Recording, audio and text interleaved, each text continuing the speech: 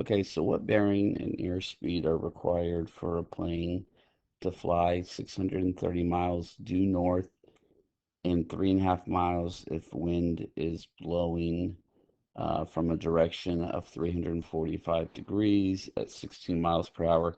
So what we'll want to do here is definitely draw a picture of what's taking place. Um, so let's say that we're starting right here at the origin. And let's look at what the wind is doing. So the wind is blowing from the direction of 345 degrees. So the way we do our bearings is we face north and then we rotate clockwise, however much that is. So 345 would be probably about like that or so, maybe a little bit more. And so that's where the wind is blowing from. So the wind is going to be blowing us from the origin down from that direction. So the wind's blowing us about like that or so. Okay. Um, and the wind is blowing 16 miles per hour. Okay. And so we want to end up, let's say that our final destination we want to get to is up here because we want to fly north 300 or 630 miles and we want to do it in a 3.5 hour period of time. Okay. So let's see, let's try to color code this. So if there was no wind, we would just get in the airplane and we'd just fly and we'd get there, right? But what's happening is we're getting pushed backwards. We're getting pushed south and we're also getting pushed to the east, right? So when we fly, we're going to have to make up for that. So what's going to happen is we're going to be this black vector right here. We're going to have to fly. You can see the magnitude is going to be our miles. That's how we're going to figure out our speed. Um, it's going to be a little bit longer than it would be if there was no wind, but since that wind's pushing us backwards, we're probably going to have to make up a little bit of some time and fly a little bit faster than we would if there wasn't wind. And then we're also going to have to kind of go a little bit towards we're going to have to fly towards the west a little bit. Okay, so what we'll notice here is that um, my wind vector is given in miles per hour, so that's 16 miles per hour. So what we're going to do here is we're going to figure out if there was no wind, that's the side of the triangle right here. We know that the magnitude 630, but what we want to do is we need to put it into miles per hour because that's how they want my answer right there. And I already have the wind vector to miles per hour. So we want to we want to get there 630 miles in 3.5 hours. So we're going to take 630 and divide it by 3.5, and that comes out to 180. So the magnitude of this green vector is 180 miles per hour. Okay, so now we need to figure out this side over here, the black vector. That's going to be my actual magnitude for when I'm flying. And so once I figure that out, I'll actually have the first part of my answer. So I'm going to go ahead and label these vertices. We'll go ahead and do this as A, B, and C, just so I can keep track of it. So I'm looking for this side right here, little c. And so we're going to do the law of cosines. So we're going to have c squared is equal to a squared plus b squared minus 2 times a, b, and then the cosine of the angle right here. Okay, so I need to figure out this angle real quick.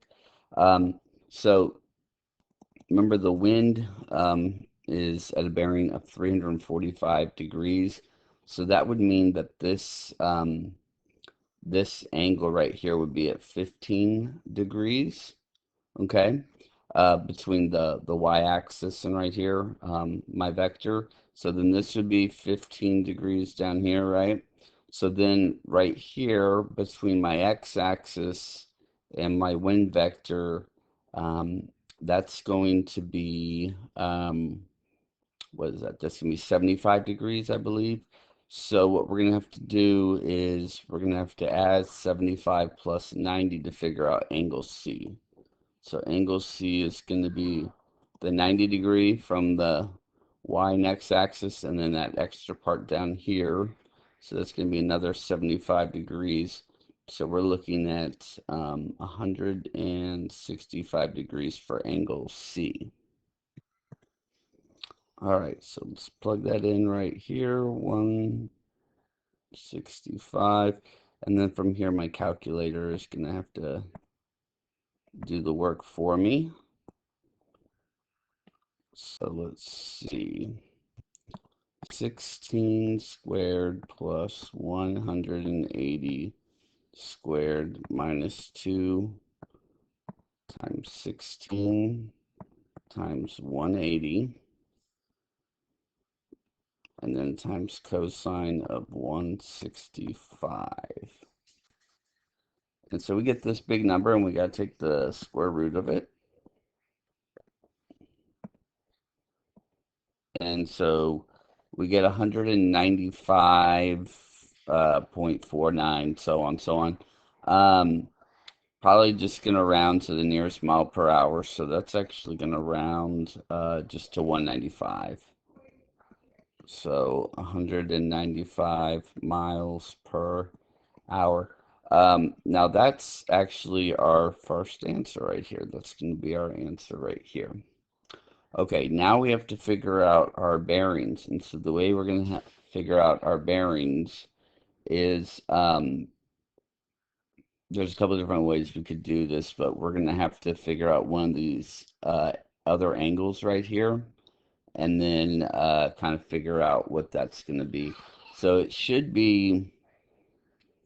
going to be close to 350 something. It's going to be 350 something, because we're going to figure out what that vector is right there. So if we could figure out this angle right here, if we could figure out angle A, that would help us figure out those bearings. So I'm going to do the law of sines here to figure out angle B. So I know angle C, and I know side C.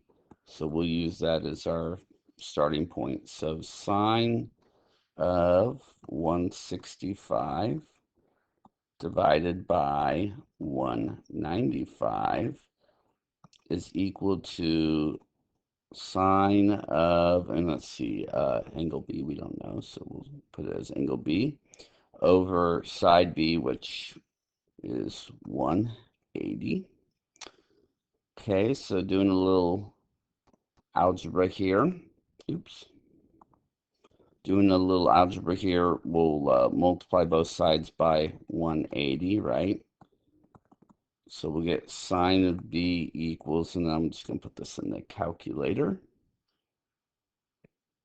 Okay, so we're going to have sine of 165, and then I'm going to multiply it by 180 real quick, because that's what I do, multiply here and then divide by 195. Okay, so let's see, so I can see this. Okay, so I get this as my answer, but then I have to take the sine inverse to actually figure out angle B. So we'll do sine inverse of my answer, which is 13.8, which we'll just go ahead and round. So 14, so angle B is 14 degrees. Okay, so now what that will do for us is now we can figure out angle A, which then will help us figure out our bearings here.